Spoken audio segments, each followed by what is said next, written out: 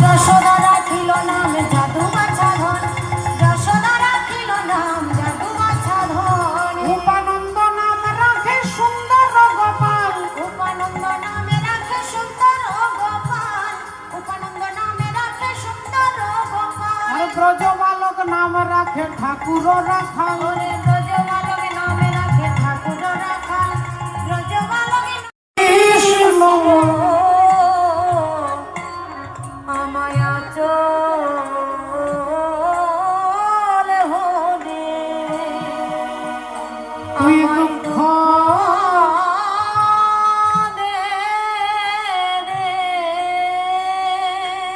আমি কিছু চাই না তোর কাছে। ভগবান বললেন পিসিমা তুমি আমার কাছে দুঃখ চাইছো?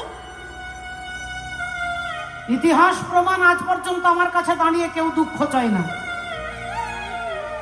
আমার কাছে টাকা পয়সা গাড়ি বাড়ি ধন দৌলত ঐশ্বর্য স্বাস্থ্য সুস্থতা শ্রীবৃদ্ধি সবাই আমার কাছে চায়, আর তুমি আমার কাছে আঁচল পেতে দুঃখ চাইছো পিসিমা?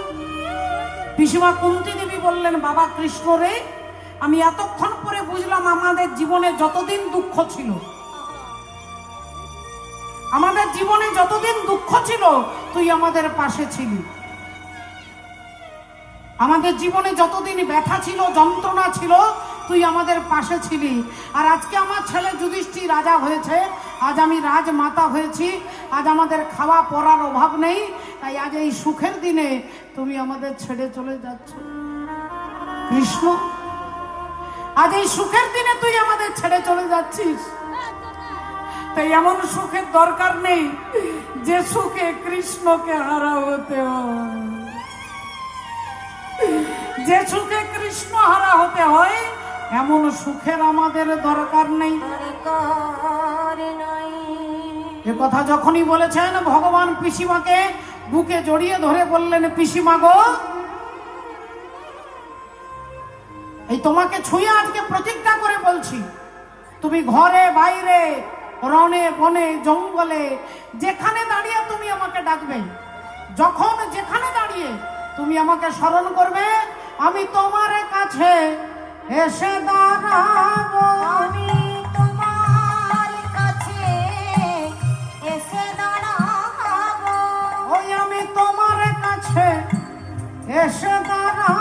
আমি তোমার কাছে এসে দাঁড়াবো। তুমি যখন চাইবে আমি তখন আসবো।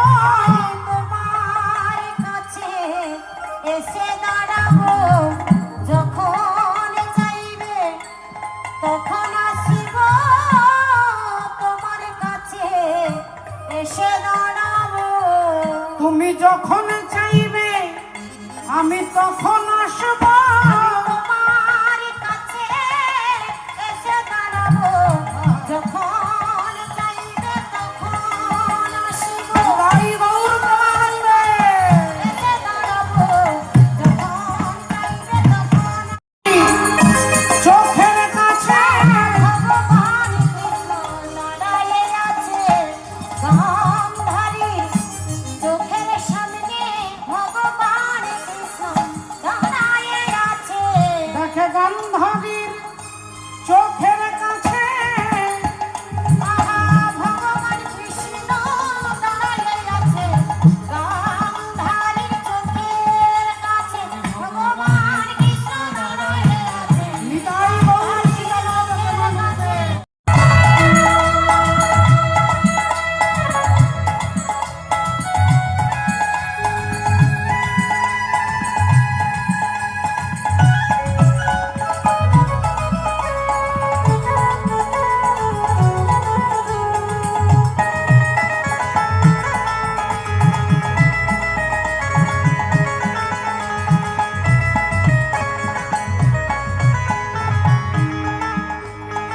তাহলে দেখুন ওমা, যা আছে ব্রহ্মাণ্ডে তা আছে দেহ ভাণ্ডে। এখানেই বৃন্দাবন আছে, এখানে কংস আছে, এখানে কৃষ্ণ আছে, এখানে রাম আছে, এখানে রাবণ আছে, বাবা সবাই আছে দেহের মধ্যে। বলে কোনখানে ওই যমুনার কুলে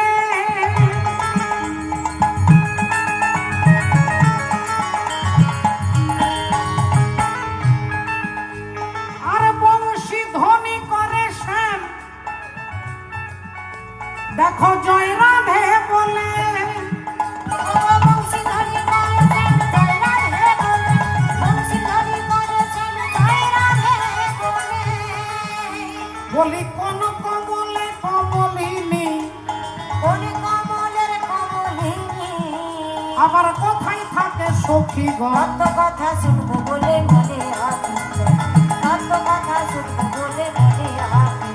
দেহের পূর্ব পশ্চিম উত্তর দক্ষিণ, দেহের পূর্ব পশ্চিম উত্তর দক্ষিণ, বল কোন দিকেতে বৃন্দাবন। কত কথা শুনবো বলে মনে আকুল, কত কথা শুনবো বলে মনে আকুল, কত কথা শুনবো বলে মনে আকুল, হরি বল। কথা শুনবো বলে। কি এনেছি?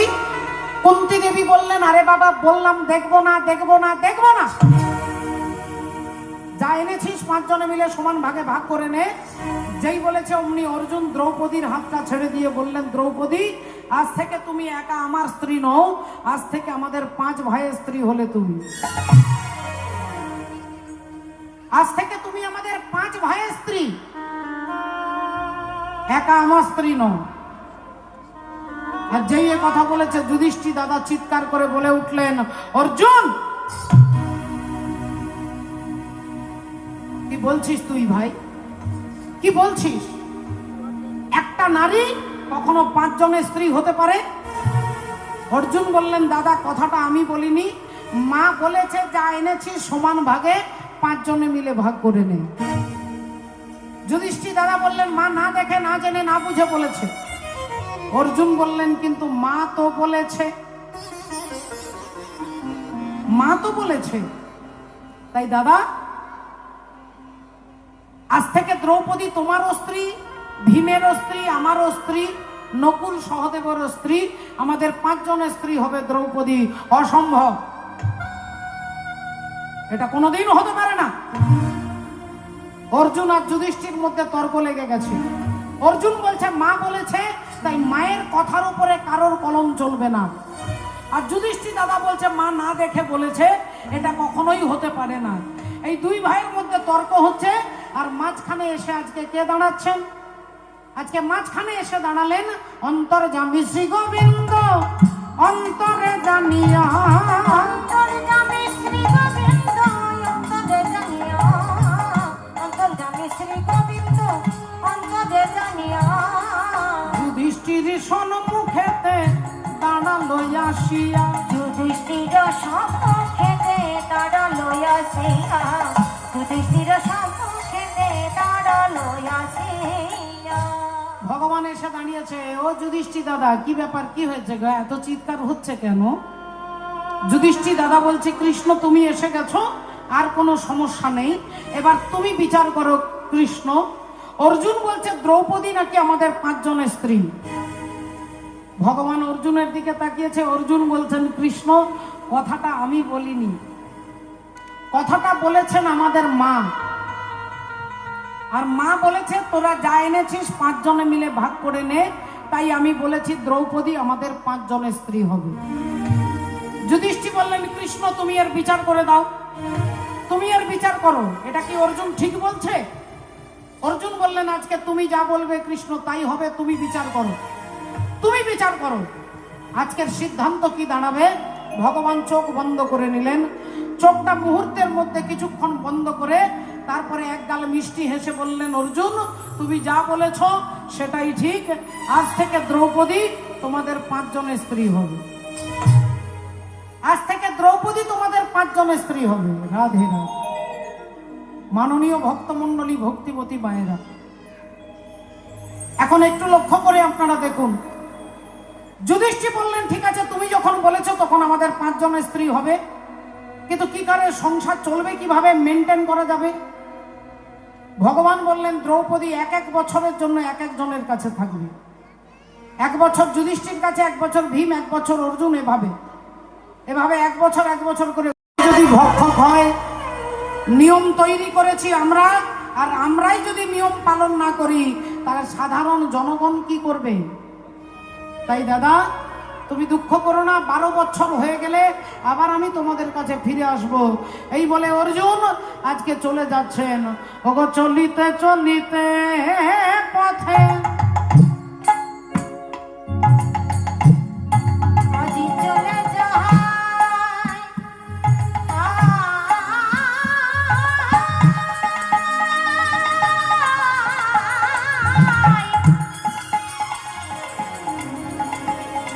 চলে যায়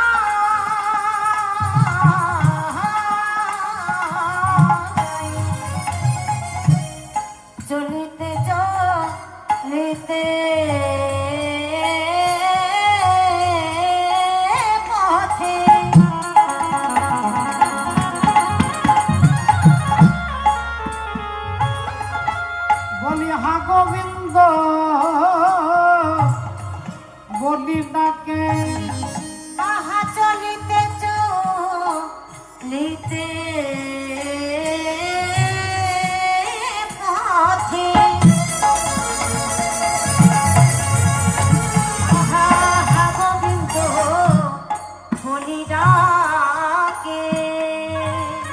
বলি কথা তুমি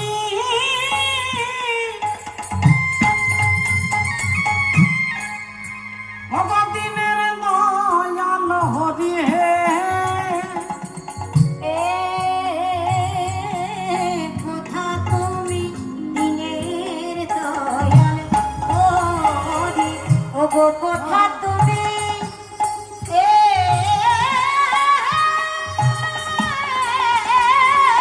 অর্জুন বললেন যদি তোমার ইচ্ছে থাকে আমাকে ছাড়া তুমি কাউকে স্বামীর আসনে বসাবে না, তাহলে গান্ধর্ব মতে তোমার সঙ্গে আমার বিবাহ হয়ে গেল। অর্জুনের সঙ্গে চিত্রাঙ্গদার বিয়ে হয়ে গেল। অর্জুনের সঙ্গে চিত্রাঙ্গদার বিয়ে হয়ে গেল। রাধে রাধে। ভক্তমণ্ডলী, ভক্তিমতী মায়েরা একটু লক্ষ্য করে দেখো। ও তারে বেদ পুরাণে ঋষিগণে, ও দেখো ভব নদী বলেছে, ডায়মন্ড হারবার থানার নিচে যে নদী আছে।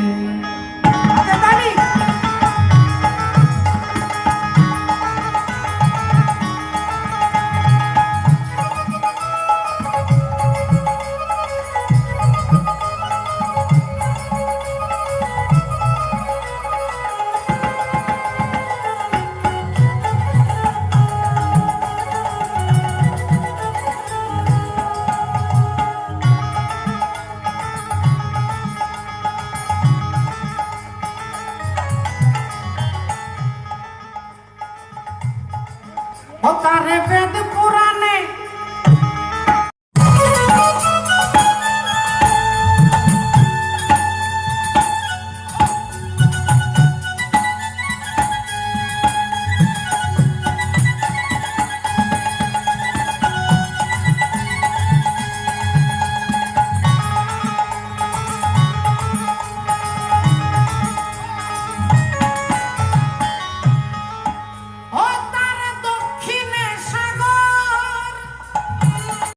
আমি দুঃখের সিংহাসনে বসে সুখের বিচার করি।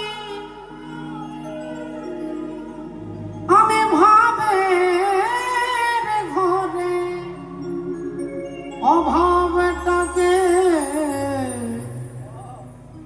আখর দিয়ে ভরি। আমি দুঃখের সিংহাসনে বসে সুখের বিচার করি। আমি ভাবের ঘরে অভাবটাকে আখর দিয়ে ভরি। আমায় বেঁধে রাখে বলো। আজ এই রাত্রিবেলায় আমাকে তোমাকে কথা দিতে হবে।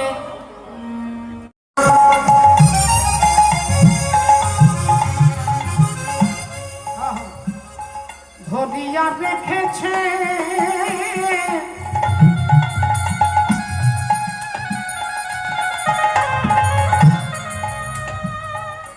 সেখানেতে যাই তোরা করে। অশোকের যোগের ঘোড়া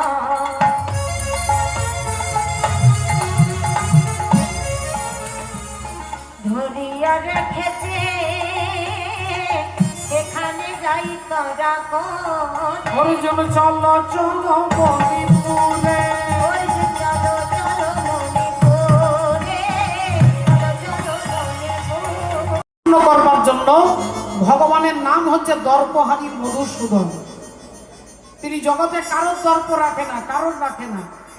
একদিন দ্রৌপদীর অহংকার হয়েছিল। দ্রৌপদীর অহংকারকে ভগবান চূর্ণ করেছিলেন। কিভাবে? একদিন পঞ্চপাণ্ডব আর মা দ্রৌপদী এই 6 জন জঙ্গলের রাস্তা দিয়ে যাচ্ছে। যেতে যেতে দেখছে একটা আম গাছে আম পেকে আছে। দ্রৌপদী তার স্বামী যুধিষ্ঠিরকে বললেন, স্বামী ওই আমটা আমাকে পেড়ে দেন তো। যুধিষ্ঠির গাছের উপরে চেপে গাছের ডাল থেকে আমটাকে পেড়ে আর যেই দ্রৌপদীর হাতে দিতে যাবে অমনি ভগবান এসে হাতটা ধরেছে। আরে আরে আরে আরে আরে কি করলে দাদা? ও যুধিষ্ঠির দাদা কি করলে তুমি? হায় হায় হায়, গাছের আমটা পেড়ে দিলে। যুধিষ্ঠির বললেন, আরে বাবা গাছের আম পেড়েছি তা কি হয়েছে? ভগবান বললেন, দাদা তুমি জানো না, এই গাছের তলায় একজন ঋষি 24 ঘন্টা ভজন সাধন করে, আর 24 ঘন্টার মধ্যে একটাই ফল তিনি আহার করেন, সেবা করেন।